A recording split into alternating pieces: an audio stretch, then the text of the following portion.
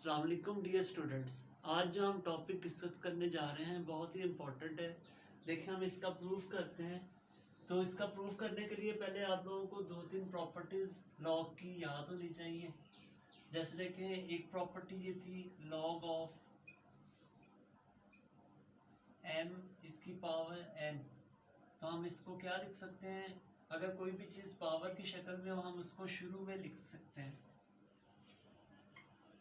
इसी तरह ये दोनों तरफ से यूज़ हो सकती है कि अगर कोई चीज़ पावर में है तो वो शुरू में आ जाती है, अगर शुरू में हो तो वो पावर में भी जा सकती है।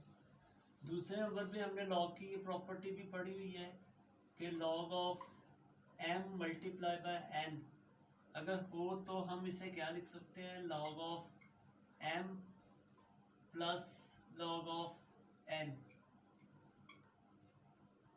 तो हम इन्हीं दो प्रॉपर्टीज को इस क्वेश्चन में यूज़ करेंगे। देखिए यहाँ पर u स्टार्ट में है तो हम यहाँ पर ये वाली प्रॉपर्टी यूज़ करके क्या कर सकते हैं, u को ऊपर ले आएंगे। कोई चीज़ पावर में हो तो वो शुरू में आ जाती है, शुरू में हो तो वो ऊपर भी आ सकती है। इसी तरह ये log ऑफ k सेम लिख देंगे। अब देखिए राइट साइड पे कुछ नेगेटिव टर्म्स हैं, इन नेगेटिव टर्म्स को लेफ्ट साइड पे ले आते हैं। देखिए ये वाली टर्म भी लेफ्ट साइड पे आके पॉजिटिव हो गई। इसके बाद ये वाले टर्म हम लेफ्ट साइड पे लेके आ रहे हैं, ये भी पॉजिटिव होगी। ये वाली टर्म नेगेटिव है तो ये भी लेफ्ट साइड पे आके पॉजिटिव हो गई। अब only one term right side पे बच जाएगी, इसको हम लिख सकते हैं -1 अंडर रूट और d स्क्वायर अंडर रूट। अब देखिए यहाँ पर भी लॉग की प्रॉपर्टी हम एक यूज कर सकते हैं।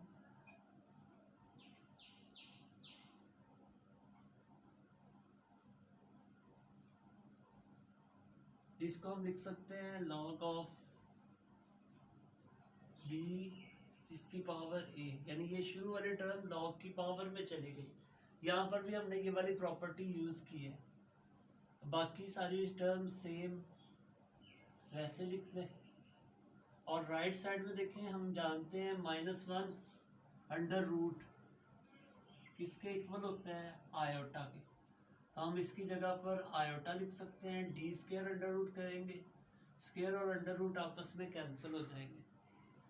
अब हम देखें इस पर ये वाली प्रॉपर्टी यूज करने जा रहे हैं। अगर हम इन सब में से लॉग कॉमन ले लें तो ये तमाम टर्म्स आपस में मल्टीप्लाई हो जाएंगी। हम लिख सकते हैं mu मल्टीप्लाई बाय k। इस तरह इधर हमारे पास टर्म है ba multiply by a multiply by r is equal to i यानी आयोटा इंटू डी। अब हम इन टर्म्स को तरतीब के साथ लिख लेंगे। देखिए फर्स्ट में हम लिख रहे हैं mu, ये वाली टर्म। अब नेक्स्ट ये लिखते हैं,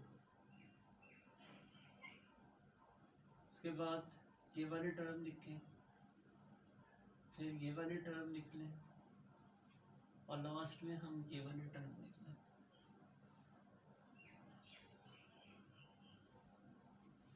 अब लॉग की एक प्रॉपर्टी हम और यूज करेंगे, वो ये होती है कि अगर आपके पास लॉग है वो जब राइट साइड पे जाता है तो ई में चेंज हो जाता है और राइट साइड पे जो टर्म होती है वो उसकी पावर में आ जाती है। इसी तरह हम इस लॉग को भी राइट साइड पे ले आएंगे।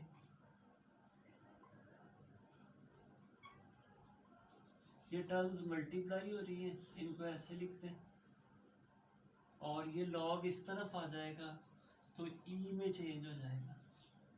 अब ये टर्म इसके इक्वल आ गई है तो हम इसको लेफ्ट साइड पे लिख सकते हैं, इज इक्वल टू ये टर्म राइट साइड पे आ गई तो हम इसको ऐसे लिख देते हैं, ये हमने राइट साइड पे लिख दी।